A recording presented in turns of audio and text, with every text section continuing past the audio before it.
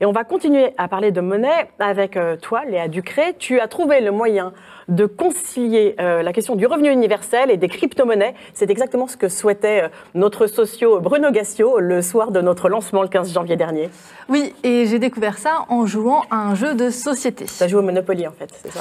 C'est l'idée, mais c'est pas tout à fait le même jeu. Ça s'appelle Geoconomicus et l'objectif c'est de comprendre l'influence de la création monétaire sur les échanges humains.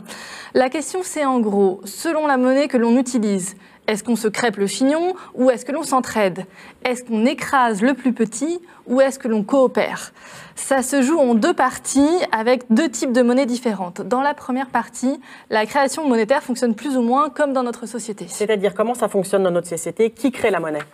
Alors aujourd'hui, ce n'est pas l'État qui crée la monnaie et ce n'est pas non plus les banques centrales. Enfin, pas principalement. C'est bien la BCE qui est la seule à pouvoir imprimer les billets et à frapper des pièces, mais cela ne représente que 10% des liquidités en circulation. Pour l'essentiel, ce sont les banques commerciales comme la BNP, le CIC, la Société Générale qui créent la monnaie. Mais elles peuvent créer de la monnaie comme ça, comme bon leur semble. Alors c'est un petit peu plus encadré que ça. Si par exemple je veux acheter une voiture, il me faut environ 10 000 €. Je vais demander à ma banque de me prêter cet argent. Et là, elle va procéder à un petit jeu d'écriture. Elle va inscrire la somme sur mon compte en fait. Et aussi simplement que ça, elle a créé la monnaie. Elle n'a pas pris cet argent sur le compte d'autres clients ou sur ses fonds propres.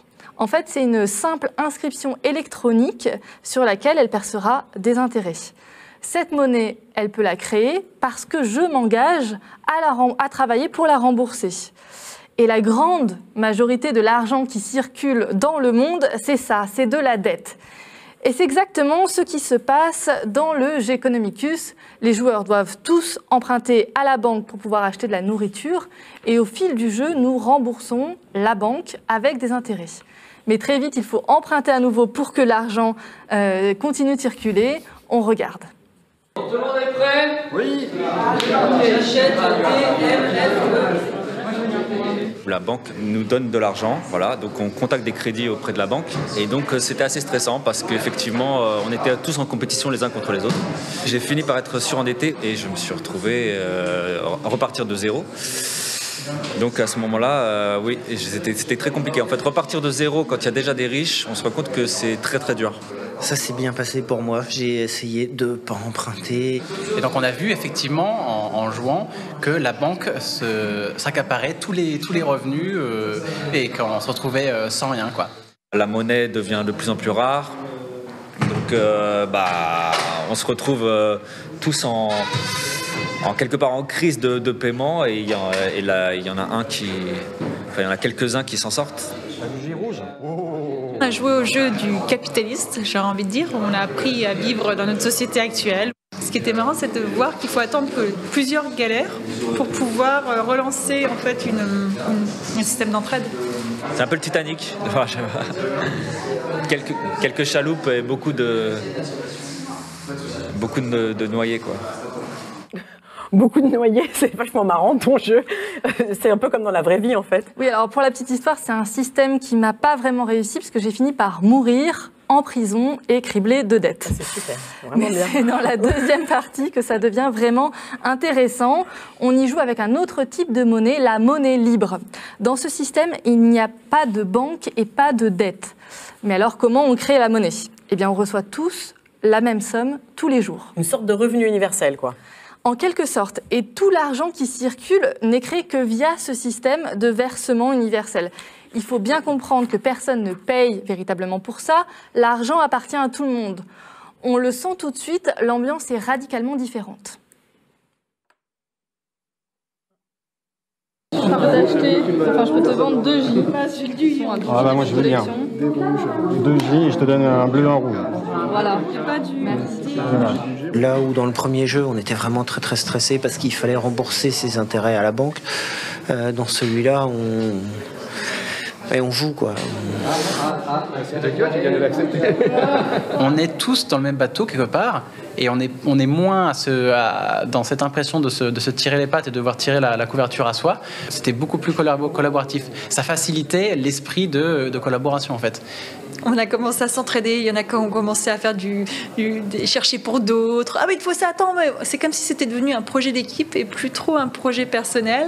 En fait, la conscience globale, lorsqu'on est dans la deuxième partie en mode monnaie libre, est plus large. Donc, on pense à l'intérêt général.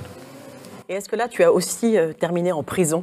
Non, je m'en suis même plutôt bien sortie pour tout te dire, mais je n'étais pas la seule. À la fin du jeu, on a analysé les résultats entre les différents joueurs.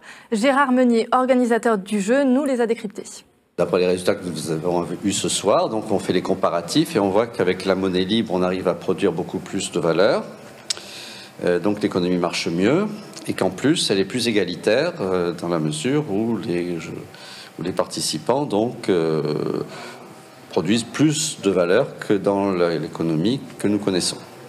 Et sinon, qu'est-ce qu'il y a? Il y a le rôle de la banque aussi qui disparaît dans la monnaie libre et qui, dans la monnaie dette, est quand même l'acteur qui gagne le plus dans les échanges. Alors c'est intéressant, mais ça reste qu'un jeu. Eh bien non, la monnaie libre aujourd'hui, ce n'est pas qu'un simple jeu de société, elle existe sous forme de crypto-monnaie, comme une sorte de bitcoin alternatif si vous voulez, ça s'appelle la June, et le principe est le même que dans le jeu. Si vous rejoignez le réseau, vous recevez chaque jour 10 unités. C'est un revenu régulier que tout le monde perçoit. Et ça vaut combien d'euros, 10 unités de June, par exemple? Alors, le change entre les euros et les Junes n'est pas encore fixé. Donc, les prix se négocient, ils sont fixés un peu en fonction des critères de chacun. Pour le moment, on peut acheter des tomates à Bruxelles pour 5 Junes le kilo, un menu pour 400 Junes à Nantes, ou encore des cours de maths pour 25 Junes. Pour que les choses se stabilisent, il faut encore que le réseau se développe. La June n'a vu le jour qu'au mois de mars dernier. Alors certes, ils ne sont que 600 à l'utiliser pour l'instant, mais ce qui nous montre surtout, c'est que la monnaie n'est pas un simple moyen de commercer, c'est un facteur qui peut nous permettre, nous citoyens, de reconfigurer notre monde. Un peu comme les monnaies locales, en fait. Bien sûr. La June, ce n'est pas la seule monnaie alternative qui existe. Elles ont toutes leurs particularités et leurs intérêts particuliers. Ce qui importe vraiment, c'est de questionner la nature même de la monnaie et de son rôle dans nos sociétés. Plus on arrête de penser à elle comme quelque chose d'immuable, plus on réalise que finalement, en choisissant la monnaie que l'on utilise, on choisit le monde dans lequel on souhaite vivre. Voilà, merci à Victor Faubert pour les images et Christine Bonnet pour le montage.